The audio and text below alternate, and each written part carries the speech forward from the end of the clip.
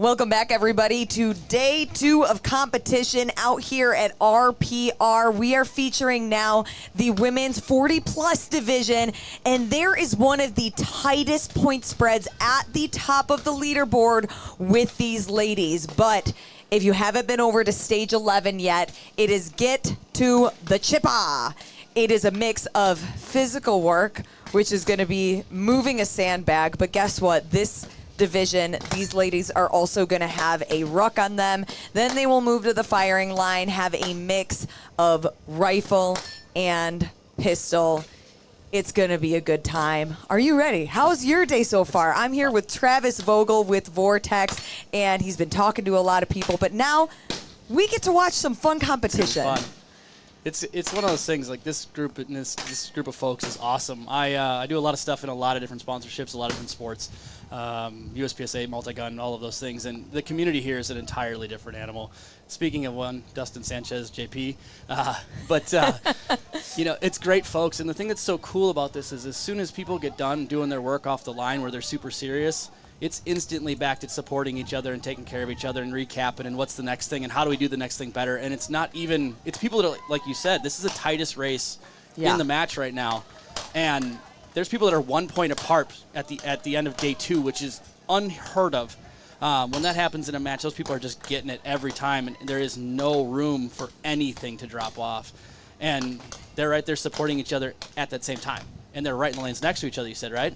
Yeah, they're in the lanes right next to each other. So now as this heat of women's 40-plus division is underway in this squad, we have Lauren Sharpless. She is your overall leader coming into today. These are scores all from the end of Friday as practice score is still being updated. But then we have Jamie Lasko and Becky Wagner. They're in the 2 lanes next to each other, and they have probably the closest point spread on the leaderboard. They are separated by less than 1 match point, with Becky in second and Jamie in third. Still finishing up today and tomorrow. Wiggle room there, but it's not likely to see 2 athletes with this many points on the table be that close. No, and usually you see it, in my experience, like I said, in other matches, it's the top, tightest folks, and there's just so few errors. Mm-hmm. It's, like I said, in my experience, it's something like somebody sent a second extra shot, or they made they got one point off a shot that's like halfway there. It's just wild how tight that is. Yeah. I actually had the opportunity to meet Lauren in South Carolina. That was the first event I got to come out to this year. Weather was hard, it was awful, but everybody endured, had fun, threw rain jackets on, got their work done. So really, really mentally strong people too. So, and that is really the thing that I think defines this group across the board differently than a lot of people, is there is so much difficulty in so many different ways. The shooting itself is challenging. It has to be precise, but you have to let it go when you squeeze a bad shot, and you got to move on. It's kind of like that mentality for quarterbacks. You throw the pick, you got to get back out there and throw another ball. Same thing with these folks, but it's shot after shot after shot. And if something does happen, move past it, right? Move past it and take the next one and fix it and just breathe it out and knock it out again. And it's just really impressive. Well, and you talk about the compounding fatigue over the course of the weekend. Yesterday they had 6 stages. Today they have 4. I believe for this division, this will be their last of the day, but then still a full day of 4 more stages tomorrow. Yeah, and it's not like it's crazy hot here, but it's full sun, active as the day is long. Everybody's getting it all day, right? And you're doing that, and then not only are you putting it out at the actual event, when you go recover, it's still warm. You're still not drinking enough. You still have to find a way to recover as best you can and really optimize that recovery in those downtimes. And the best athletes are going to do that. The reason is not just the physicality. The physicality needs to stay there, 100%. But the thing that people don't realize is the first thing to go, it's that mental focus. It's when you lose a little bit of water, your eyes give up just a little bit. And so then that next that next shot is that much harder to take, especially when it's precise. And so you lose a little bit of hydration, you don't get quite back at it, you're stepping in with a detriment to the next person who might have recovered better than you. And so that single point could be, I didn't drink enough water between stages X and B, exit B. It's just wild. So from here, it looks like there we have it. We have Lauren that's closest to us. She is your overall leader in this heat. Jamie just got to the line. She is in the sleeveless top, loading her rifle right now. And then to the right of her, even further up, Becky is in the hat and in the red. So those are going to be your top 1, 2, and 3. And they are in their second of 4 iterations of this one. But the shooting portion right now, they're both at 38 yards, both the rifle and the pistol, but the rifle tip-to-tip triangle. Yeah. I've never experienced a target like that before. What is going through their heads? Offhand, the amount of wobble you have. And notice here, as we talk about this with the rifle, notice Lauren's shooting position didn't have anything to do with the sling. Mm-hmm. And then we move down and we're wrapping a sling, we're tightening up. All of those things are different skill sets and how you practice. So it's like, where does your shooting come from and where do you pull inspiration from? So there's a lot of shooters that maybe in different games that actually use that sling to tighten it up. The Marine Corps, for example, they always taught that. Army, we kind of taught it, but it wasn't quite as important because we weren't doing as much offhand shooting. But standing there shooting 38 yards with a wobble from working out, good Lord. Freestanding is hard when there's not any physical components in it. Correct. And you're shooting, I don't remember what the size of that triangle is. It is not forgiving. And then to put a pistol on top of it, a 38-yard rifle shot standing is challenging. A 38-yard pistol shot is a whole nother animal. Typically you see 25 yards in most things is a long pistol shot, and then all of a sudden we're putting that time and a half, and you're moving, and you're tired, and you just worked out, and you just shot rifle. Yeah. So you're already in your head. That's a whole different. That's like I said. I've said that like 9 times, but it is wild. Welcome to Nationals 2025 is what Nick Palacios was saying as he was programming this. And then even as we watch the athletes, again, Lauren closest to the screen, Jamie right above her, getting over this wall. Even you see just the tip of Lauren's head there. You can notice just how tall.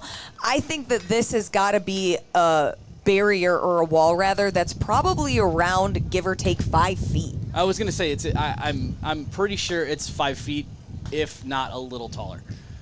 I'm 6'2". I have a little advantage there. I don't want to go over that wall very often. I'm 5'1" and a quarter, and can we see you over it?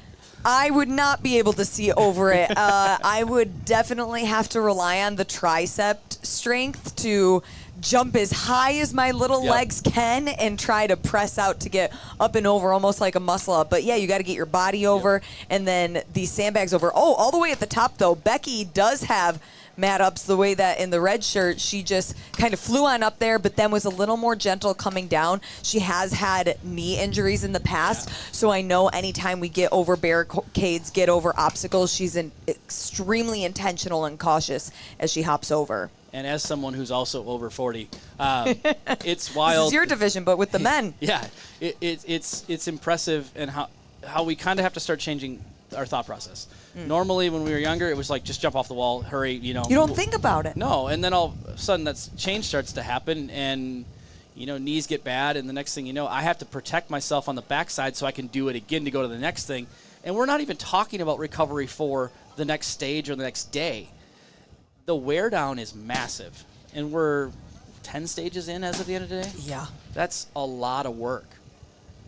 It is, and it is interesting to see the different techniques as they take a deep breath and try to get themselves up there.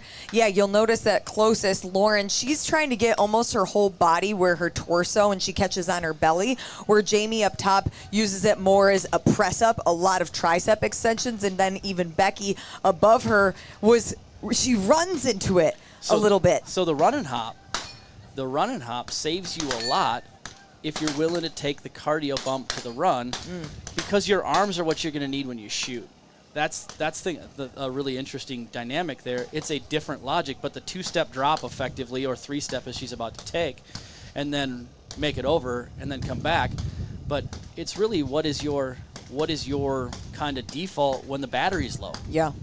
Well, and then Lauren will get to the firing line first. And if you're just joining us, in that duffel bag that they've been bringing back and forth with them, it is a 40-pound duffel. And a 10-pound ruck, which you might think, 10 extra pounds, it's not that bad. But especially as you're standing at the firing line freestyle, any extra weight or load on you is... And you've got a carrier. And you've got now you've got something in the pocket of your shoulder that moves, not a ton, but it's just enough to move your rifle position that it wasn't the way it was before. Yeah. And so now you've kind of got that, okay, how do I counter for this and still find my relaxed position to settle in, let my breath do its job, take my shots, make them happen. Lauren's taking really good metered breaths, metered trigger squeezes. Her standing offhand is, I mean, she's rock solid. Why would you choose not to use the sling? Training. If you're not used to using it, it's not going to help you because it's going to be in your head. And so, like I said, I had the opportunity to meet Lauren. Really, really strong competitor. Has a very good set of coaching staff. Has a really good training program to really get her shooting where she wants it. I didn't really talk to her about the athletic side because I'm more of the execution of that side, right? We all have our skill sets. We all have our benefits that we bring to the table for somebody, and that's kind of like the thing for me is, hey, when you're running into these shooting things, when someone comes up, I'm going to ask them, what are you trying to solve? What can we do? Because I mean, if your gear's doing it, you know, and you're already running it, or you want to try to change something, why do we want to make a change? So if people are now listening, watching this, or even athletes that can hear us through our speakers, looking ahead at the 2026 season, should they, will it have a more competitive advantage if they do learn how to properly wrap that sling if there's a freestanding you stage? are solid when you're tired. It does give you an additional additional structural component that is not based on your musculature or strength or cardio. It will allow you to kind of relax into that.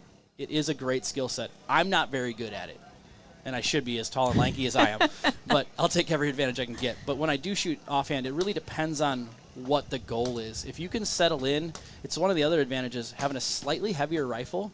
When we're tired, we get less muzzle rise, because the lighter the gun is, the more it wants to just walk on you, whereas a little bit heavier rifle, you can't move it quite as fast, but that's actually a benefit. So I actually prefer, when I'm shooting offhand, to have a little bit heavier rifle, because as I bring it up and I settle into position, I can leave it up there and it kind of settles itself. Oh, okay. Yep. And even now watching, so Lauren's in her fourth and final round, and I gotta say, the bear crawl pulling the sandbag might be my least favorite of the 4 different physical parts we've seen them go through. Not only are you exhausted at that point, but remember where we are. We're outside at a range. You're in the dirt. Your hand is getting on rocks. This is a stage you definitely want to wear knee sleeves or not be in shorts and being in leggings and pants, but it seems on paper like it would be easy, but if you've ever done bear crawl for reps, it gets hard fast. There's a reason bear crawls are punishment in the Army and other military branches, in addition to all sorts of extra awful things that we do to people. But bear crawls are one of those things. It does a lot. But, hey, by the way, now you got to drag this bag. And it's smashing your hand again and again. And we're in a group of folks with older knees. So, like, being on our knees, anything I can do to get out of there, let's go. Get me out of here. Yeah. But you can see it on Lauren's face. She's pushing. And then I apologize. We're going to mostly stay on camera 1. Our camera 2 is a little bit glitchy, but Becky and Jamie, and those are the 2 competitors that are super close on the leaderboard and that point spread. They are already making their way through the bear crawls. I'm curious, Becky, as somebody who has had prior knee injuries, how she'll be able to manage through it. 2 years ago, or was it last year? I think it was 2 years ago at Nationals. She maybe dislocated her knee or tore her ACL during the obstacle course. Medical comes out, and she starts yelling, "No, I don't want medical. I want to continue." And essentially, she just wrapped her knee, put it back in place, and continued all weekend. So savage. It at least, it shows you the grit and determination, not just with Becky, but with most of the field that you see out here competing. And that's the competitors out here, the grit, the gravel. I mean, whatever you put in front of them, and that's one of the things when you said Nick programmed this, right?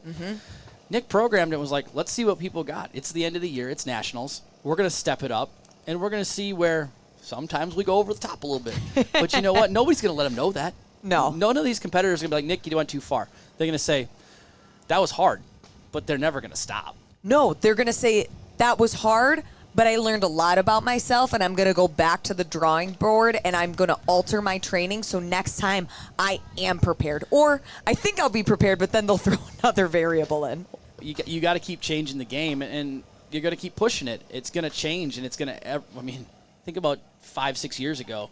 Where was all of the divisions for weight? Where were all the divisions for the expectations and skills? Even just a couple years ago. Not yet. Post-COVID, like right in that 23-24 season, things were wild then. And it's only gotten crazier now. And, Lauren's got pistol with a comp on it, like just running it. But, like, look, she's controlling that gun, taking good metered shots. They're not slow. The splits are not slow. No. She's shooting it. She sees the dot where she needs to see it. She applies the trigger smoothly. She's applying fundamentals, but not hanging it out there forever, because what happens if we hang out there waiting for the perfect shot? It's not there. We're tired now. Things are harder. Knowing I got to go back to that, I might stand there for a little while. Well, and actually, so Lauren is now done, but until the time expires, they're able to earn extra points going through the entire obstacle. So some of these stages, you can have a sense of relief that, okay, if I do 4 rounds as fast as possible, I'm at least going to be done. This is, nope, you are going to work the entire 15 minutes regardless of how fast you go. Yep. And the question is do we need to push those? You got to know your body. That's a you. Every individual competitor individually makes that decision.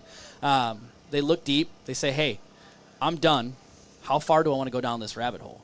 Because what do I need for next stage? Now, with it being the last stage of the day for him, she might roll hard. Yeah, and really go for broke. Exactly. And know that she's got a good recovery plan. It's been treating her really well. However, if she's burnt today, she might take the time on that, and that's whichever competitor is that way. We're through. How can I make something up? If I'm 1 point behind, I'm not going to lie.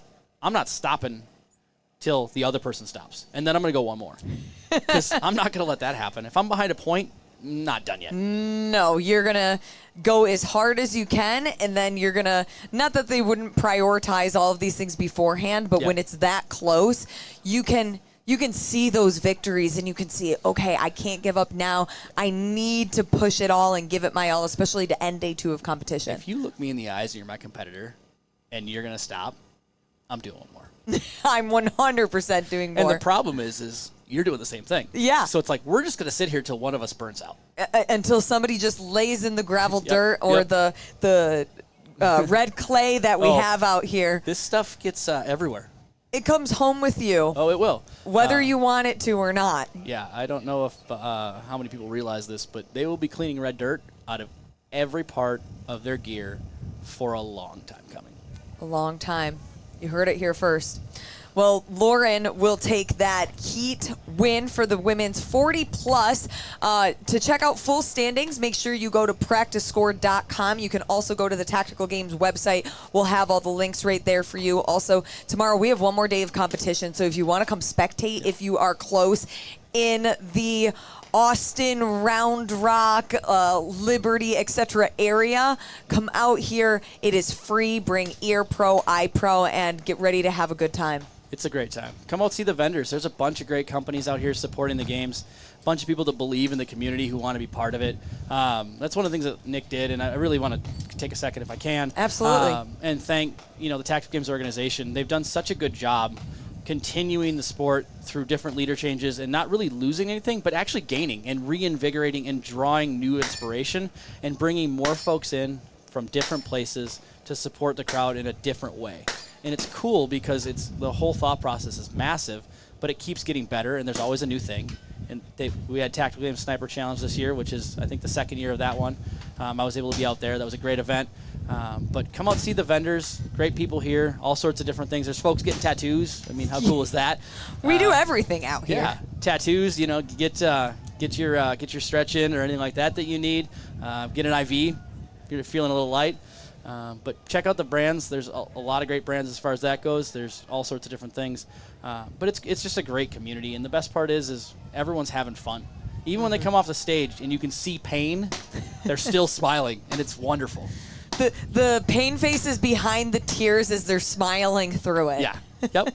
and they come off and they see their buddy or whoever it happens to be or their friend, and they're like, you could tell they're hurting bad. And they're both just BSing, having fun, and moving on. And it's like, this is the reality of our lives. We chose to do this, and it's awesome. Right. We actually paid to do this, so we're going to get our money's worth, and we're not going to quit in any of those stages. No, and there is no quit in any of these competitors. No. They have to literally be told to stop when it's one of those things. Like you said, no, send the medics back. I'm not doing this. We're going to keep rolling. Yep. So, and we continue. Appreciate it. Well, Travis, it's been great having you on here and give us some insight to yet another stage. That will close it out for our women's 40 plus. To close out the night, we are going to be checking in on that same stage with 2 heats of our women's elite. That will start in about 30 to 40 minutes. So we'll take a quick break, and we'll see you guys in just a bit.